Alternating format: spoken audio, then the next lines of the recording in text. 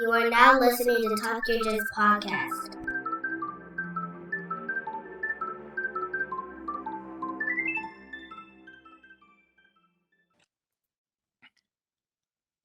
Welcome back to the Talk Your Jits podcast. This podcast is, as the name implies, all about jiu-jitsu. I'm your host, Lamar Smith, and today's guest is a black belt who trains out of SoCal Fight Factory Palmdale, located in Palmdale, California.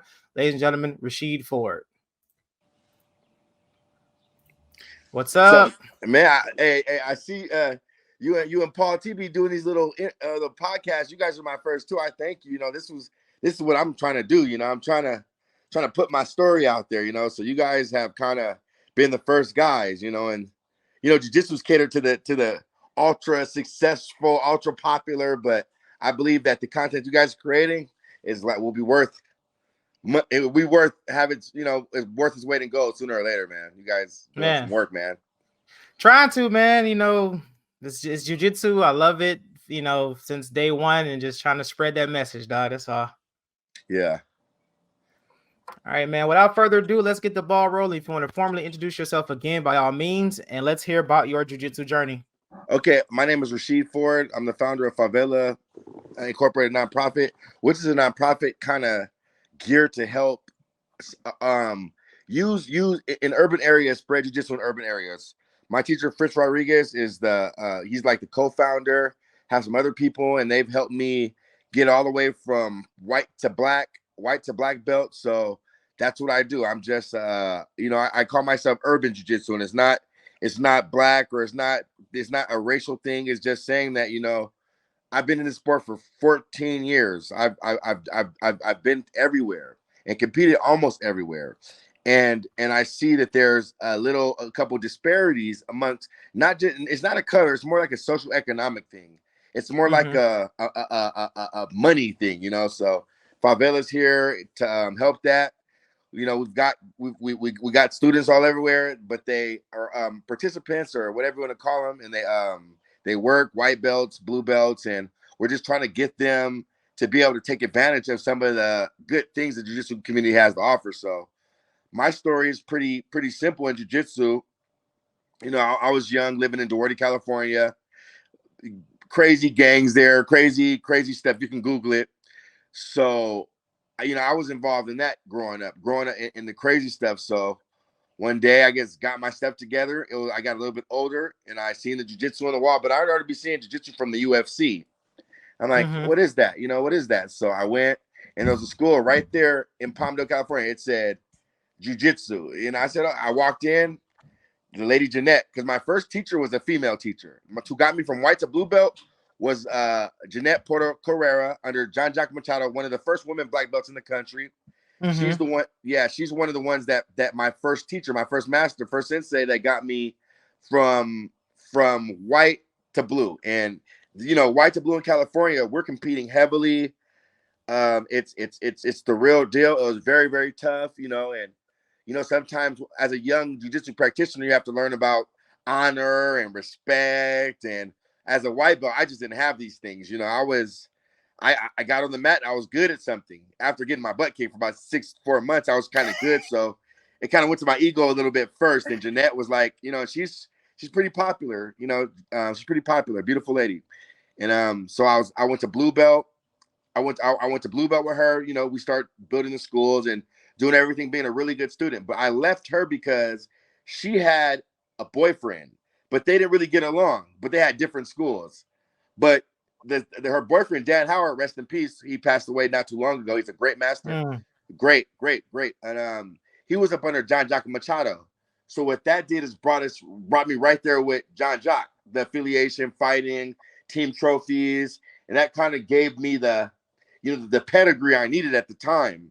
So I left Jeanette, went to John Jock, went to John Jock, which is AB Jiu-Jitsu, the first jiu-jitsu school in Palmdale.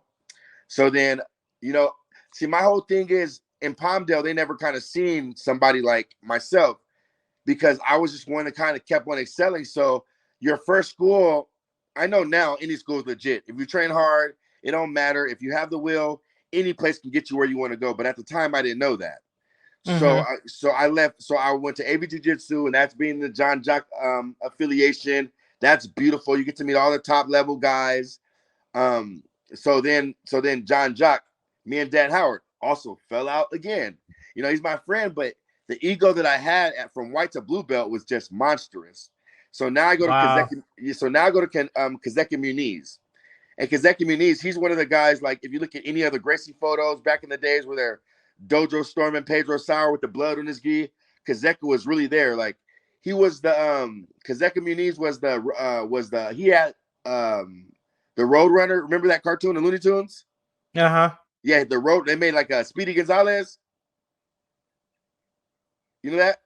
Mm-hmm. Yeah, okay, Speedy Gonzalez, because Gracie Barra, they branded the Tasmanian Devil was a Gracie Barra, and then they also had Speedy Gonzalez because Zeka was Speedy, and he kind of brought Wrestlitsu to the Gracie family. He was a very prominent master within the Gracie affiliation. I've trained with Rampage Jackson, Yoa Romero, Matt Brown, Bisbing, and so many other countless MMA fighters under Kazeki Muniz. Won the Pan Ams with him at Blue Belt. So Kazeka was dope. Kazeka was a dope master, which gave my teacher right now, Fritz Rodriguez, his black belt. And Fritz is get my teacher, and he's the guy that I've been with training at since a white belt. I was always sneaking to the gym. You know, back in the days, being a Creonte and going to different Yeah. gyms, it was Yeah. real. I started this thing Yeah. like 13, 14 years ago.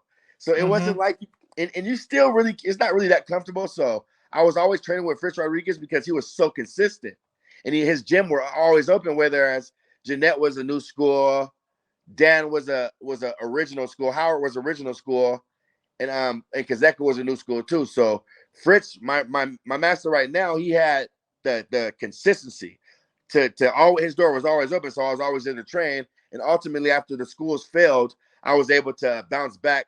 And this all happened during Blue Belt. So I was able to bounce back to Kazeka, and he got me from purple to blacks. I mean, Fritz Rodriguez, so he got me from purple to black belt. Now what I am today. So it's a crazy story about lineage and jiu-jitsu. It just, if you want to sum it up, it's just a brother from the hood that learned jiu-jitsu. And I played football and track and baseball and stuff. I'm a brother from the hood that learned a powerful martial art. But more importantly, I had to be broken by the culture of jiu-jitsu, you know. I didn't understand, man. I didn't understand. I was that white belt that I might have kidnapped your grandmother for a blue belt. You know what I mean? I was just so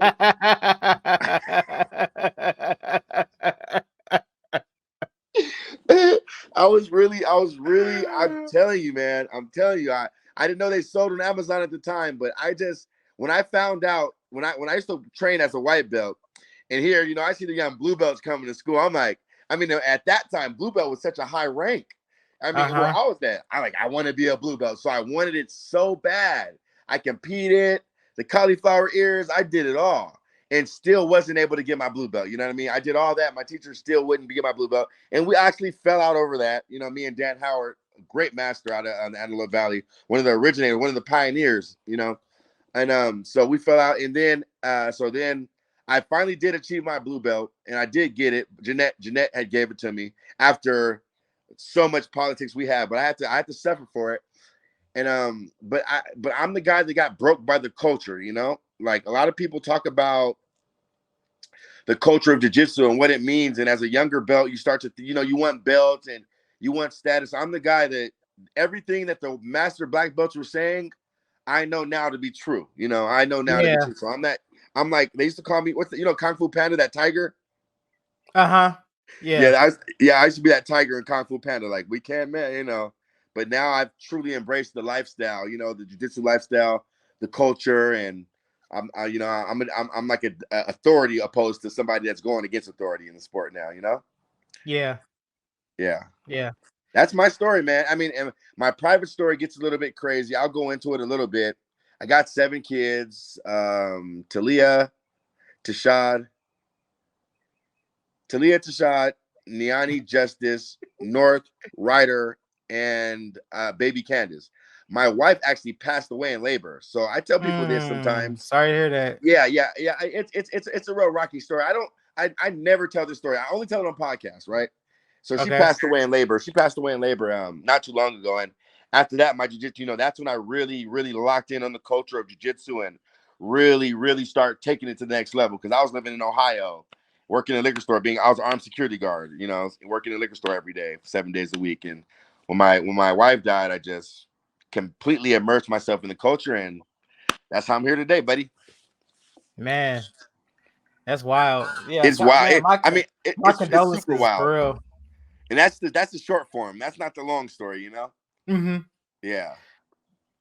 I mean, it's crazy. Like once you start doing jujitsu and you're like you said, you're that white belt and you seeing all these people like blues and purples and whatever, you like, man, I gotta have that. Like, and like you said, like I can go on Amazon and buy a belt for like $10. You like, because I've had conversations about that. It's like, people ask me like, what belt you are and how long you've been doing it, blah, blah, blah, blah. And it's like, well, can't you just buy one off Amazon?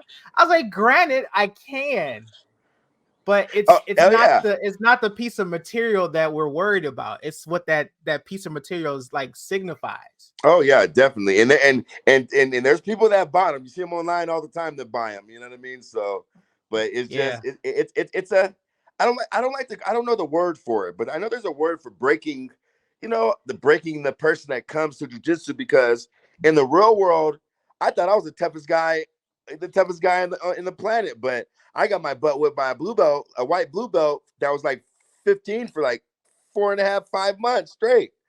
So it was a real humbling experience for me. Mm-hmm. I think everybody who's been doing jujitsu to get to like, especially like brown and black belt, you had that chunk of where you got that big slice of humble pie. It had to happen.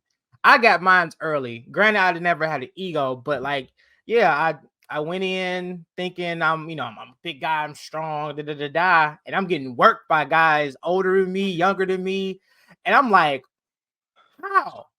But I was like, yeah, I gotta buy in. I was like, you know what? I gotta figure this out, man. I gotta figure out How long like you been training this for? strange power. Coming up on 7 years. It'd be Okay, 7 years at the end of April. You're right there. You're right there. You're right there at that 7 year point. I tell people all the time that like the average black belt is about 10 years. And why is it? I mean, why is it 10 years? Because the masters, they seen life, and life is the biggest obstacle when you're chasing this journey or traveling this road. Life is the biggest obstacle. I mean, it's not reality for you to be in the academy all the time. Life is going to hit you hard, especially at brown belt. When you get to brown belt, that's where everything starts to. Purple and brown was terrible, bro. Purple and brown was rough. Yeah. Purple and brown was really, really rough. Cause I think around the time purple belt, that was COVID. So yeah, that's when COVID was hitting. So it was just, we didn't even know if Jits was going to survive COVID. We did not, and it was scary. It was. I wasn't worried about nothing else. I was like, man, I can't train. What? What do you mean I can't go to the gym? What do you mean I can't do jiu-jitsu? Yeah. Nah. Yeah.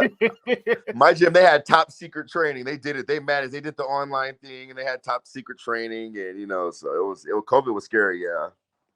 Dude, me and my instructor, we worked together. We worked together, and we were at work, and we're like, man, we got to figure out how to train.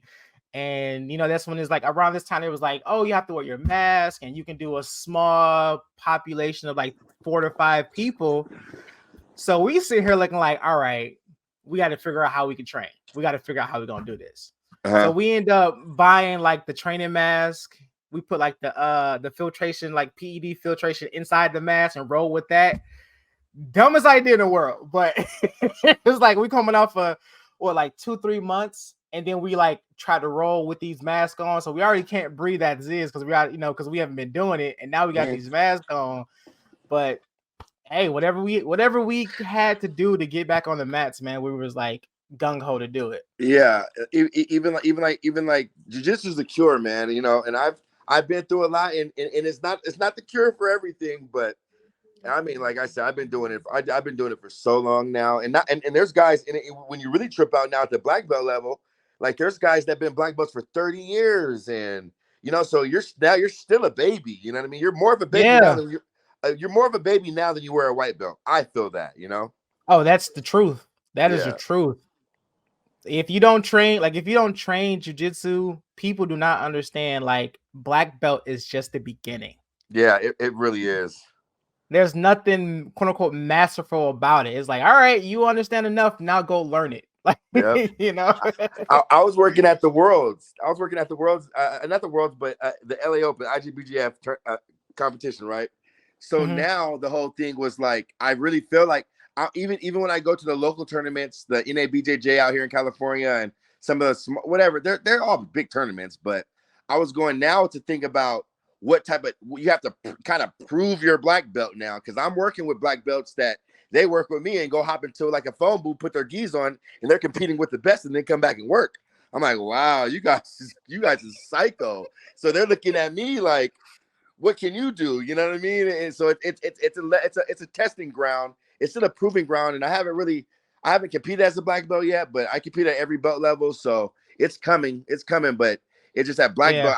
I just want to be a black belt that's known that I did something. I don't want to just be the black belt that got his stuff and just, you know what I mean? That's my fear, worse than anything. Oh yeah. Oh yeah. Because once you get it, man, it's like you don't understand what it means.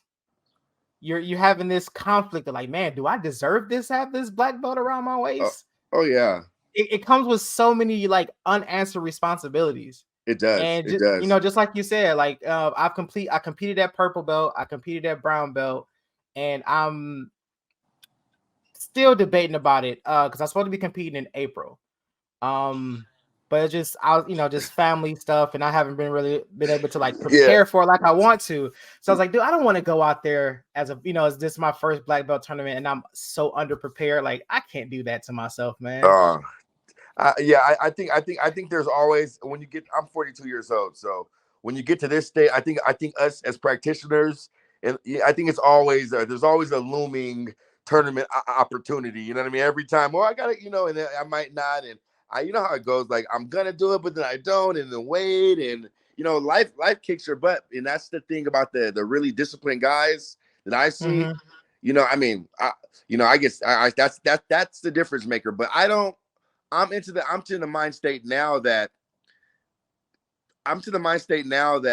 competition is what it is. And there's so many things I can tell you about the competition, high level competition, and the things that Mm-hmm. go on. And everybody knows about different things that go on. But I'm thinking, like, how old are you? 36. Okay. So the reality is, we have to preserve. There's not a lot of us to be able to do what you do and do what I do. There's just not a lot. So Yeah. if we put so much emphasis on competing, and now we're broken up. Now you're no good as a coach, a professor. You're no good. So we have to start. Your ego gets involved, and it's like compete, compete, compete, compete, and Mm-hmm. that's your ego talking. But I'm starting to dive into the aspect of preservation, and be able to teach as many students as I can, bring as many kids into my organization as possible. Same for you, do as many podcasts as possible. If you're so Yeah. gun ho on competing, and you go out there and break yourself up, you ain't gonna be good to nobody. So that's where I'm at now, is being able to finally say, you know what, competing's one thing, but that may not be what I'm supposed to be doing for the sport. That may not be Right. my most Right. greatest impact. Yeah. No, I agree. I agree like 1,000,001%. Because I think about that too. Like, if I'm competing, that person that I'm competing against, this is what they do for a living. I consider myself more so a lover of the martial art, a hobbyist, as you will. So it's not like I'm out there every single day, just hitting 100%. Some days I'm like, you know what, man, we just gonna take it easy. Yeah, oh, definitely. I'm not doing nothing extra today. But some days I'm like, yeah, we're gonna ramp it up. But yeah, just trying to find that middle ground. Yeah, and and like they say, there's one guy who says it's not who compete, it's who survives. And Yep. I think the jiu-jitsu thing, and I consider myself a hobbyist too. I want to do jiu-jitsu for regular people. But I don't really fit into the super regular, but I'd like to think my jujitsu is regular and it can be attained by, it's attainable, but some of this Yeah. jujitsu is not attainable. And I just think for us, it's a matter of our contribution to the sport, and is grappling. Now you want to test your skills, but I always believe that fighting in the academy is where it's at. I don't, I've competed all the tournaments and done very well. Got more medals than I can count. But I just feel like maybe that's not the best path for us. And I think maybe open up a school, teaching, podcasts, education, nonprofit sector. I think that's where we might have the greatest impact. So we still just gotta grow up and weigh those two things, opposed to ego and fighting and chasing a medal, or actually being bringing change in. So that's where I'm at now, is because I've been in the hospital. I broke my rib in the World Masters in the quarterfinals. Popped my rib. It was so loud. I'm still down. Punching my lung. Broke my hand a couple years ago. There's just so many injuries that I done took in jiu-jitsu. I got kids too.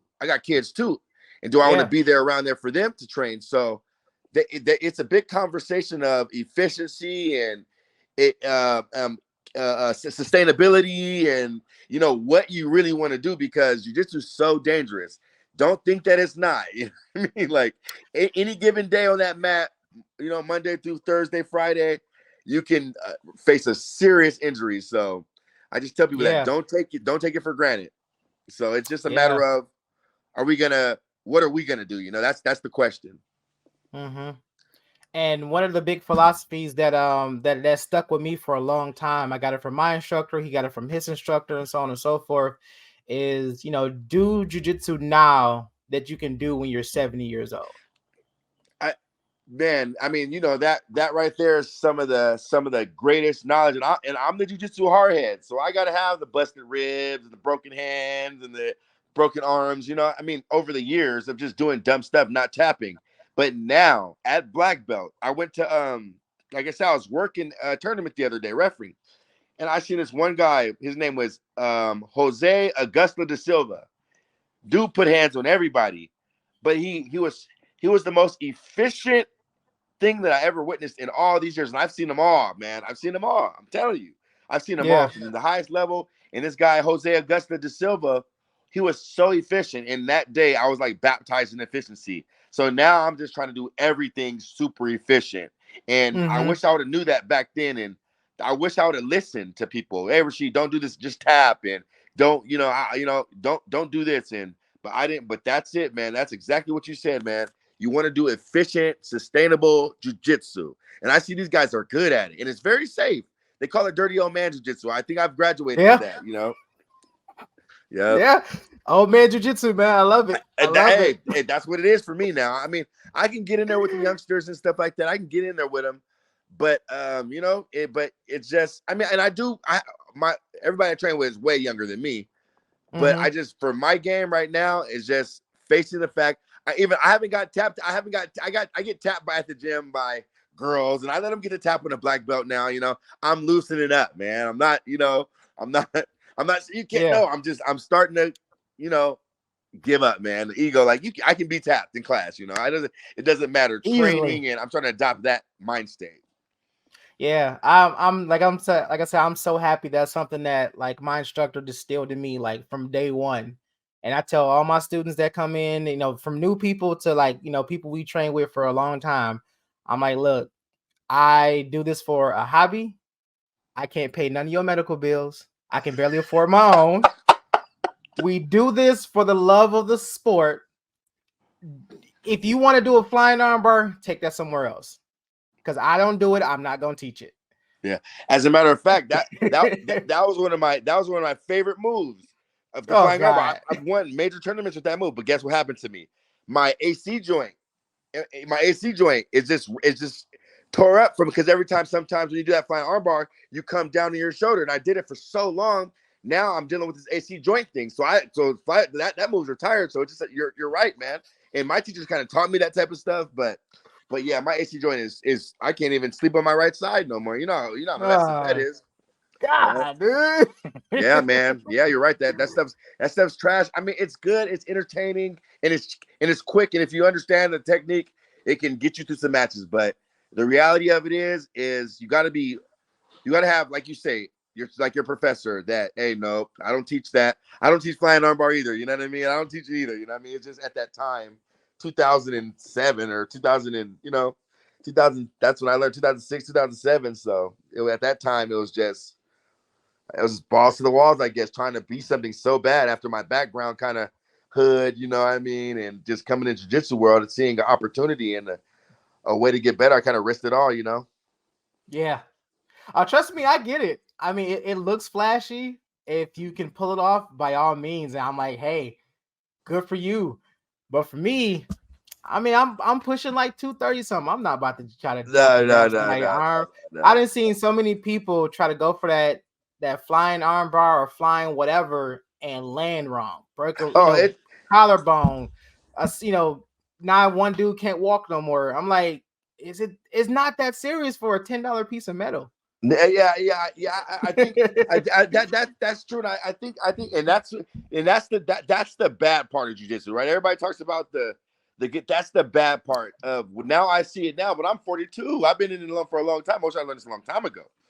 But that's the bad part is sometimes certain aspects of jujitsu feed certain parts of the ego. Like, we got rampant PED use. We got, all type of tricks of the trade that athletes are using, and to be able to do whatever we call that type of stuff, the flashy, whatever that is, whatever wanting to beat somebody so bad you're willing to inject yourself with whatever. I think, training nonstop, missing your family, it's not all good. So I think as a community, we kind of got to start, like, I look at it like this. I don't want to learn nothing that I can't teach these little kids, right?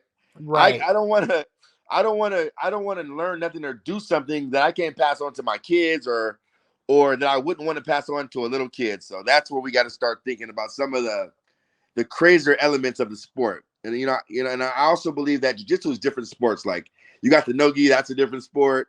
The gi, that's divided up into 3 different sports. There's not that much uniformity. It's just a lot of different sports and ways to practice this stuff. Oh yeah.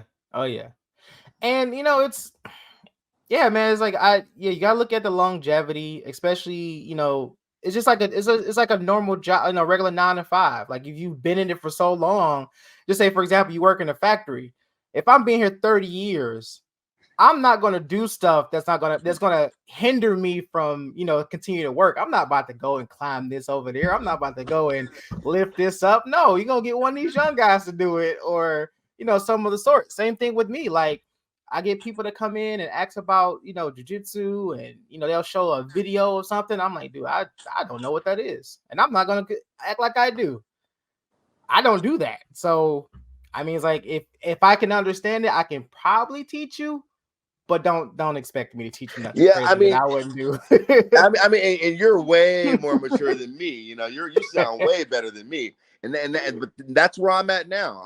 I'm right there because I really realize, like, I'm a student of this. I'm a jiu-jitsu historian, Yeah. and I look at Helio. And if you ever go look at him training with a Hinner, if you look at him, the moves are so basic. You can watch Basic, yes. another one. You can look at Rickson Gracie versus Zulu. I tell anybody that wants to do MMA or wants to learn about jiu-jitsu, watch Rickson versus Zulu, because Rickson didn't do not one even half a flashy move. I mean, everything he did was just the most basic fundamental jiu-jitsu. And I think that guys like me kind of poison the sport with stuff, but I know the truth now. You know what I mean? I know the truth now. And if you just look at these guys, go look at Rickson and Zulu. It's the most, and Zulu's big, bro. If you look at Zulu, he's a big old black dude. I'm scared looking at him 40 years later. He's just huge. He's a strong dude, clown, confident, and Hickson beat him with just, I'm telling you, the most fundamental moves. Look at Hoist in the UFC. It's just, that's really jiu-jitsu, man. That's jiu-jitsu. That's really what it is. A rice and beans system of self-defense that, I tell people, jiu-jitsu is the art of getting your ass beat gracefully. a survival. That's what it's a self-defense at the end of the day, So I tell people that now I tell people that, but it's people, but that don't sell tickets and I don't sell memberships. Sometimes people want to see some flashy stuff. Oh wow, you know what I mean? But the reality of the sport and the art is it's a real fundamental basic system of self-defense to help you ward off larger and bigger opponents. I swear that's what it is. Like that's what it is, and that's how we teach it. Yep. And that's how we teach it. But everybody don't teach it like that. Unfortunately not. But I explain that a lot, man. I'm like, when it comes to jiu-jitsu, it's especially when you get those high level competitors like the Gracies and everybody that up there, every fight ends the same. It does. Armbar, any type of arm lock, Americana, basic guillotine, basic rear neck choke. None of this like buggy choke and whatever crazy name people comes up with for moves. It's always arm bars. Arm bars are like the number one submission in jiu-jitsu is arm bar. Yeah, and I think. Hold on, Mike. You get on my door. Hold on. Yeah, I think that I'll do this podcast real quick. Yeah, I think that yeah, and I see that. I see that, and I was telling my teacher the other day. I was there. Is there any secret moves, man? He said, no. It used to be like that. But nowadays there's no. But to me, that's the secret. That jiu-jitsu is just wildly fundamental. But they teach it. But I just don't think the lesson can be communicated that effect. I just think there's something in that understanding that people don't like to face. They like to see something more flash like a Ferrari. But the reality of it is, I used to feel robbed. Like we get seminars, guys coming from Brazil, and they give us the whole technique. And I'm looking at the techniques like, all that is close guard to color. He's not teaching nothing. He's teaching basic, but he's stringing it together. He's chaining the moves, But that's it. Everybody knows the move chainment, but I just watch all the masters and I study this stuff, and it just really, really rice and beans, man. Rice and beans. As far as I like to call it classic jiu-jitsu, and I'd like to create a genre on its own and call it classical jiu-jitsu, and that's what I like to name it. The other stuff is different with buggies and the 10 planet system and this system and that system and this system and that. Like, I like to refer to it as classical jiu-jitsu, which is the jiu-jitsu we're both talking about. Yeah, because we had our master Joe Moera. He just did a seminar, right? Dope. And like I said, I've been training under his system since I started jiu-jitsu. I've been to about 5, probably like one at each belt rank. One of his seminars, I can almost for verbatim say what his seminar is going to be about. Because he teaches the basics. He teaches the basics of his system. It's nothing like, oh yeah, we're gonna try blah blah blah blah blah. And it's like for example, he was teaching bottom half. He was going over stuff from bottom half. Me and my training partner, who also got his black belt, we're just sitting back and we're watching and we're seeing everybody who's like white belts, blue belts, and a couple purple belts, and their like eyes are like this big about the basics that he's showing, and we're just sitting over here like, oh yeah, we know what that is. We see that before. And it's always like a little small tweak and variation to fit his body and age, but that's what blows our mind, because it's like, yeah, we know what he's going to show in bottom half, but it's always something evolving in his game, and he'll look at us like, you know what I'm talking about, right? We be like, oh yeah, we know, and then he'll go on about his business, but. Yeah, he's like 60 some years old. He still teaches the same. Yeah, he has a huge name out here in Southern California. He's big out here. He's big as hell. So he's a great master too, And and that's what that fundamental classical jiu-jitsu, man. And it really, and sometimes even when we go over it, like even I have to brush up on it, because when you're in a dog fight, in a real fight, it's just that. But now it's so much. We couldn't even cover it in one podcast. But now they're changing the rules. In the rule sets, it's a lot going on for us, the rules, and the rules play a really, really big factor in tournament outcomes. So, but I tend to lean in the academy and making sure that's where my battles are at. That's where I'm getting better. A tournament is just 5, 20, 30 minutes, I tend to make sure that I'm getting better in the academy, and that's where I think the real battleground is It's training every day, and not every day, but training real hard when you're there in the academy, and just and doing real good jujitsu, because that's the only thing that's survivable. That I Yeah. learned at black belt finally. Yeah, learn to train consistently Oh yeah, is definitely. yeah. Because I mean, if you show up to the gym, if you're doing 3 classes a week, well, let's say bare minimum 2 classes a week, right? You're doing 2 classes a week. If you take those classes and you give it your all, those 2 days a week, I promise you, you're going to see some improvement. Definitely. You have Yeah. no choice but to get better. If you're just in there, you're grinding, you're working, you're learning, you're asking questions, you're doing whatever you can to soak up as much as you possibly can. I promise you're gonna get better. Absolutely. The impact. Like I do this all the time. I could if I could train 4 days in a row, lackadaisical, and not learn nothing, but I can go battle the wrestlers and roll with the wrestlers for one day, and that will have a far greater impact than the 4 days of just chilling. So Yeah. it is the amount of intensity, and there. I mean, like I said, we couldn't go into all that, but there's a lot to it. But that's kind of what I think, man, is just go and get something. If every day you can go to class and you could take something back home that you say, hey, I like that. That's how you do it, man. We call them doggy Yeah. treats, Yeah. like them coins in Mario Brothers. Yeah, we have a new guy. His name is Reggie. Young guy. I think he's still in high school. And he came to us he's like, yeah, man, I'm so excited to learn about jujitsu, man. Da, da, da, da, da.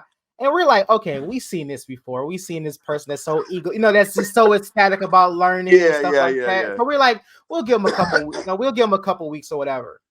But every time he show up, man, he got the big Kool-Aid smile. Oh man, I was thinking about class all day and da da da da. I'm like, all right, I guess he do.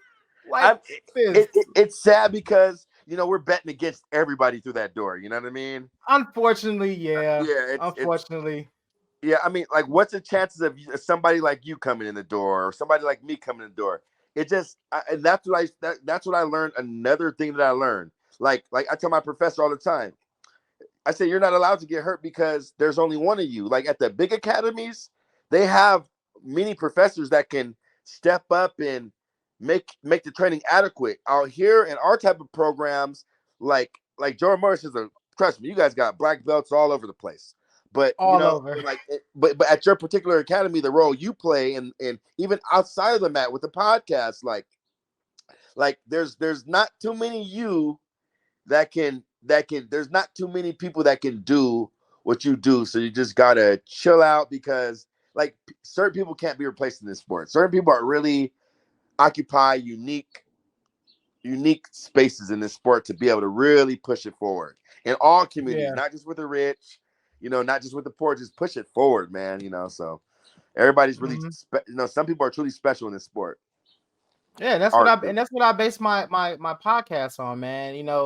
I talk to anybody of any rank.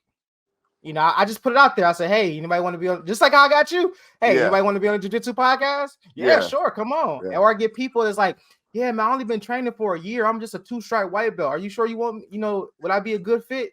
Do you do jiu-jitsu? Well, yeah. Well, you a good fit. Definitely, It's just, it's just definitely, that simple. definitely. It's awesome, and it's a good way. Some of this content goes where it goes, but I know that I know the value in, or else I wouldn't be sitting here wasting my time. I know the value in putting the truth out there and putting a different perspective. I know the value of it. That's why I Yeah. kind of and I've been on things. My teachers and all they do all this stuff, and there's a lot out there. But I believe that like this is just normal people with jujitsu. I like to stay within the realm of normality. Yeah. And I like Yeah. to promote normal jujitsu, not just what I've seen. And I've seen some. It's those things that are not normal. You know what I mean? Just not. So I like to promote normal jujitsu. But what's the chance of somebody coming in your gym like you, or somebody coming to my gym like me?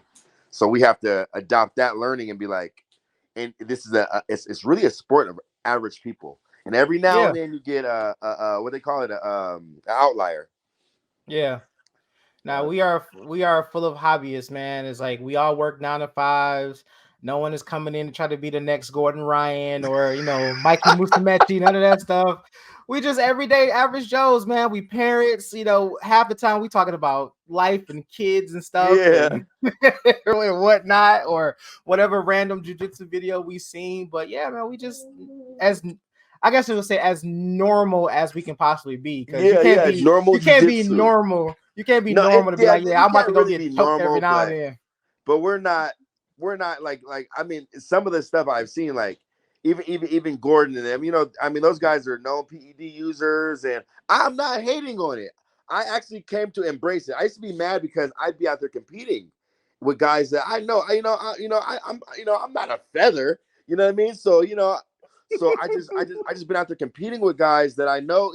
It's a lot of gossip and stuff going on, and he's using, and you know what I mean, like so.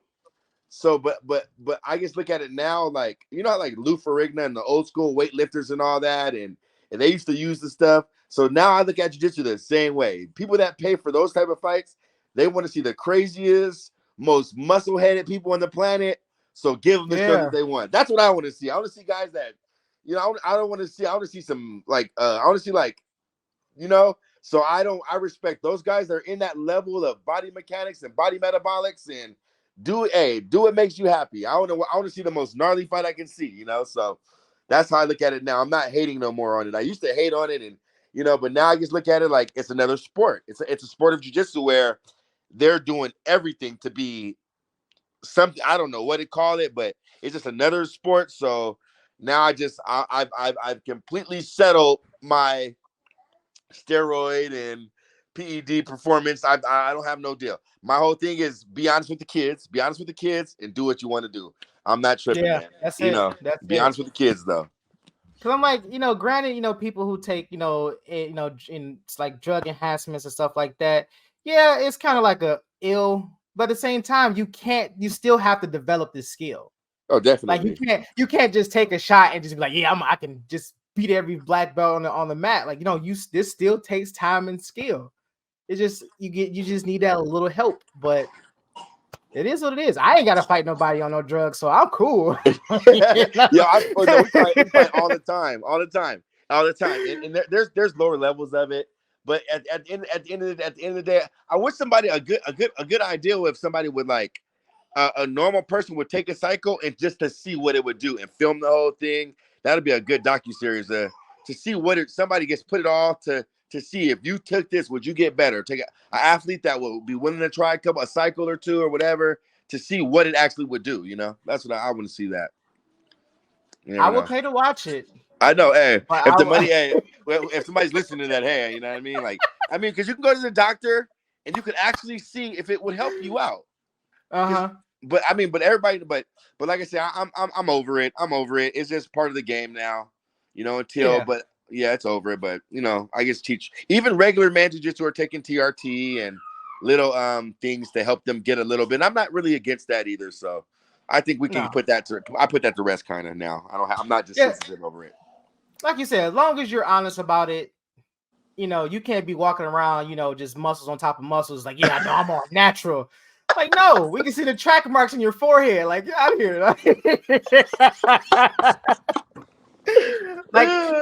like your forehead shouldn't have abs, bro. Like, no, we know you want something. Yeah. Be done with it. Hey, I see. I was at a tournament the other day. This guy was like walking, doing duck walk squats all over the thing, looking like. I'm like, look at that. I was like, wow, he's doing duck walk, some type of strenuous burning. I would have died from lactic buildup, but he's just doing it. So it's out there, but it's prevalent, and it is what it is, man. I'm not one of those guys no more. If that's what you need to do to go give us the best show and beat up a monster Godzilla, go ahead and do what you do. You know what I mean? Dude, my knee started hurting as soon as you said duck walks. Yeah. This guy was duck walking around a tournament. He was massive, and then went out there and got beat up. So, damn.